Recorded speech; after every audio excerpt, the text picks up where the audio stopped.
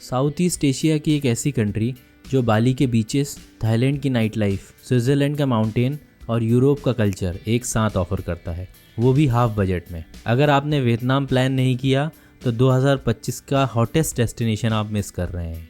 Vietnam की trip plan करना थोड़ा ट्रिकी हो सकता है क्योंकि ये कंट्री काफ़ी बड़ी है, पर टेंशन मत लो, मैं आपको बताने वाला हूँ कैसे सिर्फ 50 से 60 हज़ार में बेस्ट ट्रिप आप प्लान कर सकते हैं। तो चलिए शुरू करते हैं।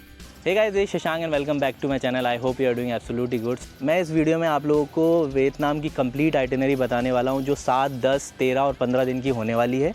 अगर आप लोग साउथ टू नॉर्थ ट्रैवल कर रहे हैं चाह रहे हैं या नॉर्थ टू साउथ ट्रैवल करना चाह रहे हैं तो हम लोग इसमें बात करेंगे फ़्लाइट, वीज़ा आप कैसे प्रोसेस करा सकते हैं, इंश्योरेंस आप कौन सा लें, सिम कहाँ से ले सकते हैं, करेंसी एक्सचेंज के बारे में बताने वाला हूँ, लोकल ट्रांसपोर्ट के बारे में बताने वाला हूँ, एकोमोडेशन के बारे में बताने वाला हूँ, कौन सी एप्लीकेशन आप लोग इंस्टॉल करके आए, फिर लोकल लैंग्वेज कौन सा है, फिर बेस्ट टाइम क्या है, फूड ऑप्शंस, फिर सीनियर सिटीज़न के क्या चैलेंजेस हैं, यहाँ पर व्हील चेयर की फैसिलिटी है कि नहीं है, फिर सबसे मेन चीज़ थिंग्स टू कैरी आपको बताने वाला हूँ और लास्ट में एक प्रॉपर बजट समरी बताने वाला हूँ। तो आप लोग इस वीडियो में बने रहिए मेरे साथ और देखते रहिए मेरे चैनल को, और सब्सक्राइब नहीं किया है तो ज़रूर सब्सक्राइब करिए। सबसे पहले जान लेते हैं हाउ टू रीच। इंडिया से वियतनाम के लिए दिल्ली, मुंबई, कोलकाता, अहमदाबाद, बेंगलोर और हैदराबाद से डायरेक्ट फ़्लाइट अवेलेबल हैं। हनोई, दनांग और हो ची मिन सिटी में मेजर इंटरनेशनल एयरपोर्ट हैं। वियतजेट और वियतनाम एयरलाइंस की राउंड ट्रिप फ़्लाइट 15,000 से 20,000 में मिल जाती है अगर आप 2-3 महीने बुक करेंगे पहले। तो मुझे 19,000 में फ़्लाइट मिली थी जिसमें मैंने 15 kg एक्स्ट्रा बैगेज भी इंक्लूड कराया था। वियतजेट एयरलाइंस बजट फ्रेंडली है लेकिन कंफर्ट थोड़ा कम मिलेगा। बेस्ट फेयर के लिए स्काई स्कैनर या एयरलाइन की ऑफिशियल वेबसाइट से कंपेयर करके ही बुक करें।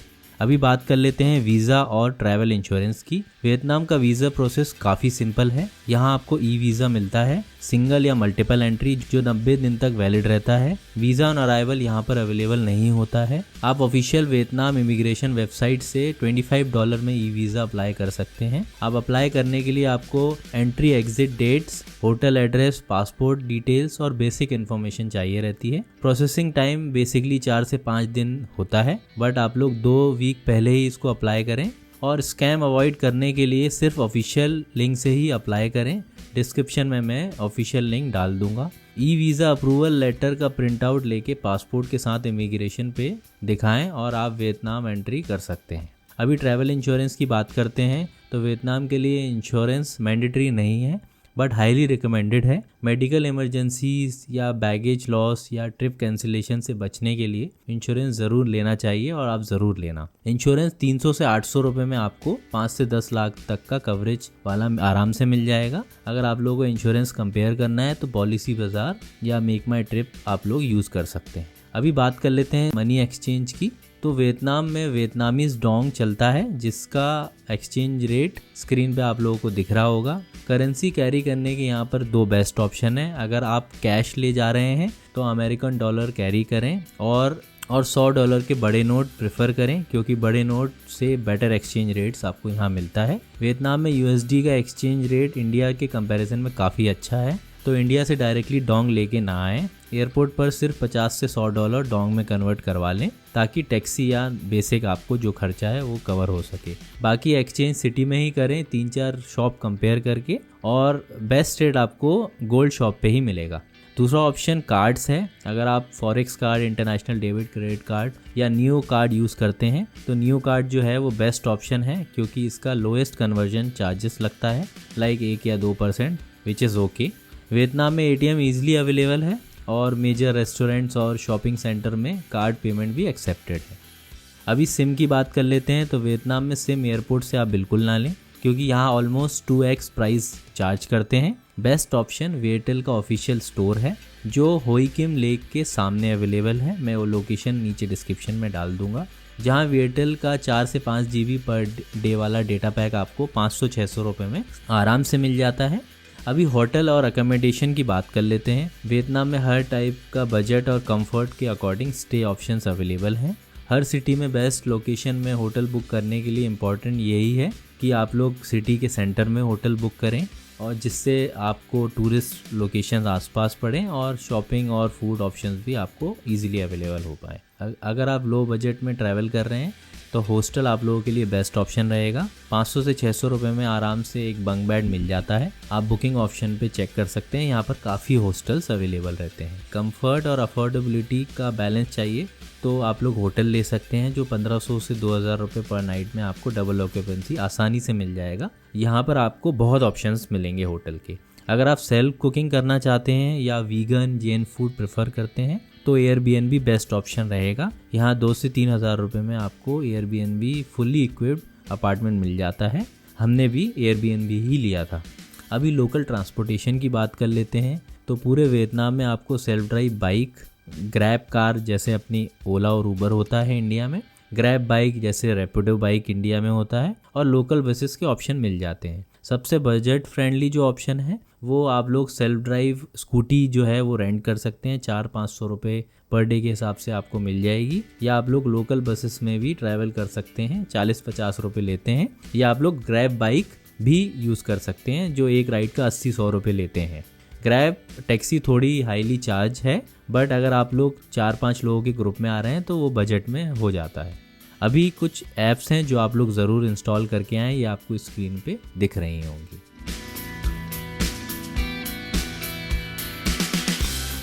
अभी लोकल लैंग्वेज की बात कर लेते हैं तो वियतनाम में वियतनामीज़ लैंग्वेज चलती है, बट यहाँ पर आपको लैंग्वेज की थोड़ी बहुत प्रॉब्लम होने वाली है क्योंकि इंग्लिश काफ़ी कम लोगों को यहाँ पर आती है। तो आप लोग गूगल ट्रांसलेट ऑफलाइन वाला ज़रूर डाउनलोड करके यहाँ पर आएँ क्योंकि आपको हर जगह उसकी ज़रूरत पड़ने वाली है। अभी फूड ऑप्शन की बात कर लेते हैं। अगर आप नॉन वेजिटेरियन हैं तो आपके लिए यहाँ पर काफ़ी ऑप्शंस अवेलेबल हैं, like sea food, chicken, pork, mutton. इसके अलावा भी काफ़ी कुछ और मिल जाता है। और अगर आप वेजिटेरियन या जैन फूड प्रेफर करते हैं तो बिल्कुल भी डरने की ज़रूरत नहीं है। यहाँ आपको काफ़ी इंडियन रेस्टोरेंट्स मिल जाएंगे। इंडियन खाना थोड़ा एक्सपेंसिव है यहाँ पर, बट 2 लोगों का अराउंड 1000-1500 रुपये में आपको मिल जाएगा। और अगर आप एयरबीएनबी ले रहे हैं तो आप इंडिया से कुकिंग का सामान कैरी कर सकते हैं और यहाँ कुक भी कर सकते हैं, जो हमने किया था। अगर आपको एयरबीएनबी से रिलेटेड सारी इन्फॉर्मेशन चाहिए तो कमेंट में बता देना। If the comments are more I will make a separate video on Airbnb और मैंने क्या कैरी किया इंडिया से और क्या मुझे वहाँ के सुपरमार्केट में मिल गया। तो चलिए शुरू करते हैं फर्स्ट डे की आइटिनरी से। इंडिया से मैक्सिमम फ़्लाइट रात में ही चलती हैं और अर्ली मॉर्निंग हनोई पहुँचा देती हैं, like 4 AM to 5 AM। Immigration के बाद आप 6 बजे तक फ्री हो जाते हैं। एयरपोर्ट पे ही आप लोग फ्रेशन अप हो सकते हैं और एयरपोर्ट से ही आप लोग वाईफाई कनेक्ट कर सकते हैं। यहाँ पर वाईफाई कनेक्ट करने के लिए आप लोगों को कोई भी OTP की ज़रूरत नहीं होती। वियतनाम में होटल का चेक इन टाइम बेसिकली 2 से 3 बजे तक रहता है, तो आप लोग टैक्सी या बस से आपके होटल पहुँच के आप लोग अपना लगेज रख दें और निकल जाएं वहाँ पर लोकल हनोई एक्सप्लोर करने के लिए। सबसे पहले आप जाएं हुए किम लेक, जो यहाँ का सबसे फेमस हॉट स्पॉट है और सेंटर में है, जिसके बीच में सन टेम्पल एक पीसफुल वाइब देता है। फिर सेंट जोसेफ कैथेड्रल ज़रूर विज़िट करें, जिसका फ्रेंच गोथिक आर्किटेक्चर आपको यूरोप की फील देगा। लंच के लिए आप ट्राई करना ना भूलें वियतनाम का फेमस बान मी और 1 कप एग कॉफ़ी। शाम को एंजॉय करें वाटर पपेट शो, एक ट्रेडिशनल वियतनामीज आर्ट फॉर्म जो हनोई की कल्चरल रिचनेस को शो करता है। डे 2 अर्ली मॉर्निंग हलोंग वे के लिए निकल जाएं। पिकअप नॉर्मली सुबह 7 से 8 बजे होता है। ये एक यूनेस्को वर्ल्ड हेरिटेज साइट है। डिस्क्रिप्शन में आपको जितनी भी टूर्स मैंने बुक किए हैं सबके लिंक मिल जाएंगे। 2 घंटे की रोड जर्नी के बाद आपको क्रूज़ टर्मिनल पे लेके जाते हैं।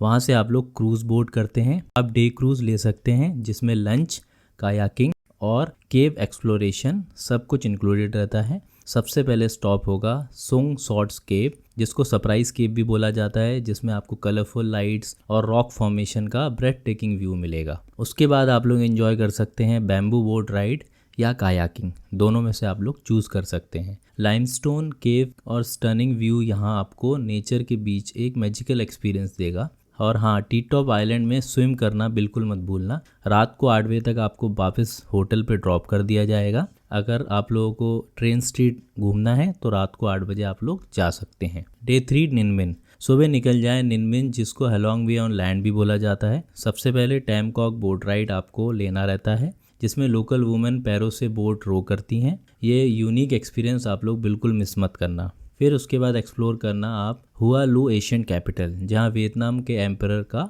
टेम्पल है और काफ़ी हिस्टोरिकल है, काफ़ी अच्छा लगेगा आप। और उसके बाद थोड़ा एडवेंचर चाहिए तो मुआ केव्स के 500 स्टेप चढ़कर एक ब्रेड टेकिंग पैनोरामिक व्यू का मज़ा लेना परफेक्ट इंस्टाग्राम स्पॉट है। रात को 8 बजे आपको होटल में ड्रॉप कर देंगे। उसके बाद आप लोग बीयर स्ट्रीट एंजॉय कर सकते हैं या आप लोग नाइट मार्केट भी जा सकते हैं। अभी शॉपिंग ऑप्शन की बात कर लेते हैं तो आपको यहाँ पर सब कुछ मिल जाएगा। यहाँ पर बहुत सारे ब्रांड्स अवेलेबल हैं जो इंडिया से आपको चीप रेट में मिलेंगे, क्योंकि यहाँ पर बहुत सारे ब्रांड्स का प्रोडक्शन होता है और फैक्ट्री आउटलेट्स अवेलेबल हैं। अगर आपको इसकी पूरी जानकारी चाहिए तो आप लोग इंस्टाग्राम पे मेरे को अप्रोच कर सकते हैं, मैं आप लोगों को वहाँ पर सारी डिटेल शेयर कर दूँगा। अभी इंपॉर्टेंट थिंग्स टू कैरी की बात कर लेते हैं तो इंपॉर्टेंट थिंग्स टू कैरी की लिस्ट भी आप लोगों को आ रही होगी और मैं डिस्क्रिप्शन में भी एक लिंक डाल दूंगा, जिससे आप लोगों को कोई दिक्कत महसूस नहीं होगी। डे 4 आप लोग निकल जाइए दनांग के लिए। दनांग जाने के लिए आप लोग या बस ले सकते हैं, ट्रेन ले सकते हैं या फ्लाइट भी ले सकते हैं। इसको वियतनाम का कोस्टल जैम बोला जाता है। सबसे पहले चेक इन करें, फ्रेश होकर आप लोग निकल जाएं मार्बल माउंटेन के लिए। ये 5 अलग अलग माउंटेन्स हैं जिसमें केव्स, टेम्पल और ब्यूटीफुल व्यू पॉइंट हैं। टिकट आप पहले से ही प्री बुक करके रखें जिससे आपको कोई दिक्कत ना हो।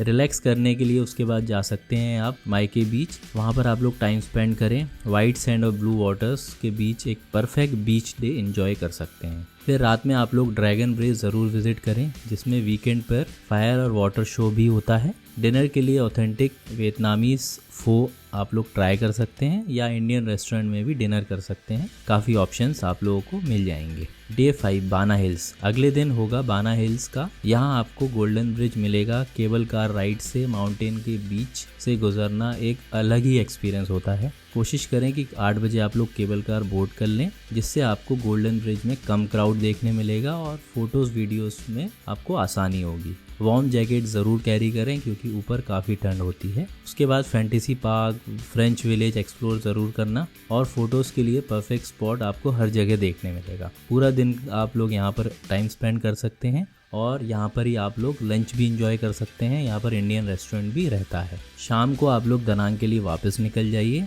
और रात में आप लोग विजिट कर सकते हैं नाइट मार्केट या आप लोग शॉपिंग भी कर सकते हैं। डे 6 सुबह आप लोग ब्रेकफास्ट के बाद विजिट करें लेडी बुद्धा। लंच के बाद आप लोग होई एन जा सकते हैं, जिसमें आपको 45 मिनट्स का ड्राइव रहता है। आप लोग स्कूटी रेंट करें, 400-500 रुपये में आपको आराम से स्कूटी मिल जाएगी। उसके बाद आप लोग होई एन के लिए निकल जाएं। वहाँ पर आप लोगों को कलर लैंटर्न हर जगह नज़र आएगा। सबसे पहले आप लोग वहाँ पर जाके कोकोनट बोट राइड ज़रूर इंजॉय करें। कोकोनट बोट पर ट्रेडिशनल वियतनामीज बोट डांस का मज़ा भी ज़रूर लेना। उसके बाद आप लोग जैपनीज़ कवर्ड ब्रिज और लोकल मार्केट और सुवेनियर भी खरीद सकते हैं। बहुत ब्यूटीफुल टाउन है। आप लोग पूरा शाम आप लोग वॉक करके ही एक्सप्लोर कर सकते हैं। फिर रात में आप लोग लैंटर्न बोट राइड करना बिल्कुल ना भूलें। पूरा टाउन लाइट से चमकता हुआ मैजिकल लगता है और यहाँ पर आप लोग टेलर्ड मेड क्लोथ भी सिलवा सकते हैं, जो एक दिन में वो लोग दे देते हैं। अगर आप लोग दोपहर में जा रहे हैं तो कोशिश करें कि आपको रात तक वो दे दें, अगर आप लोग इंटरेस्टेड हैं तो। अभी बेस्ट टाइम टू विजिट और टेम्परेचर की बात कर लेते हैं तो वियतनाम जो है वो डाइवर्स क्लाइमेट है due to its geographical location. ये जो कंट्री है ये ऊपर से नॉर्थ से नीचे साउथ 1600 किलोमीटर में फैला हुआ है। तो यहाँ पर वाइड रेंज ऑफ लैटिट्यूड और एलिवेशन की वजह से हर जगह डिफरेंट क्लाइमेट होता है। तो ऑटम और विंटर में बेटर रहेगा। यहाँ पर आप लोग अगस्त से दिसंबर प्रेफर करें क्योंकि इस टाइम टेम्परेचर प्लेजेंट और ब्यूटीफुल रहता है।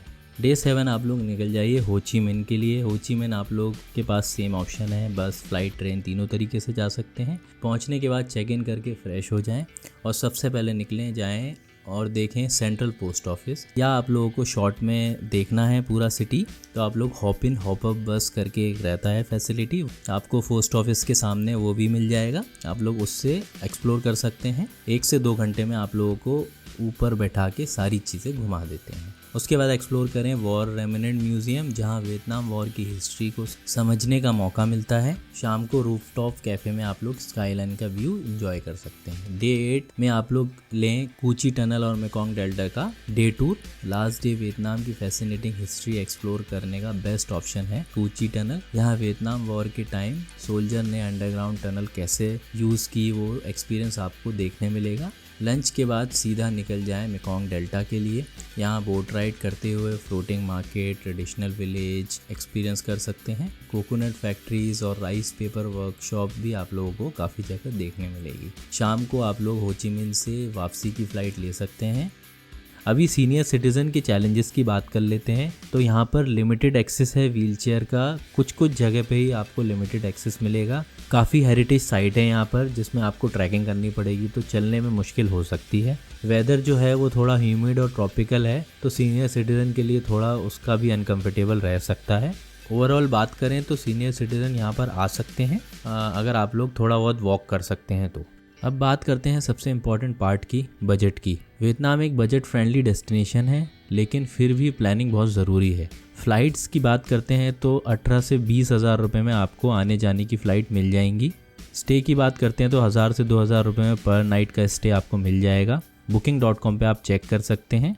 तो अगर आप 7 दिन का स्टे लगाएंगे कपल का तो अराउंड 11,000 के आसपास आएगा। फूड की बात करते हैं, अगर आप नॉन वेजिटेरियन हैं और स्ट्रीट फूड खा सकते हैं तो 300 से 500 रुपये पर डे लगेगा आपको, और अगर आप इंडियन खाना खाएंगे तो 600 से 1000 रुपये पर डे में हो जाता है। ट्रांसपोर्टेशन की बात करते हैं तो बसेस, ट्रेन्स या आप 2 व्हीलर रेंट करते हैं तो 300 से 600 रुपये पर डे लगता है उसमें। और इंटरनल फ़्लाइट्स की बात करते हैं तो वो थोड़ा कॉस्टली है, तो 1500 से 4000 रुपये लगेगा। आप लोग इंटरनल में बस भी ले सकते हैं और ट्रेन भी ले सकते हैं। अभी टूर्स और टिकट की बात करते हैं तो 7 दिन के टूर के लिए आपको 8 से 10 हज़ार रुपये लगेगा। टोटल एस्टिमेट की बात करते हैं तो 7 दिन अगर आप लोग रुकेंगे तो 40 से 50 हज़ार रुपये लगेगा।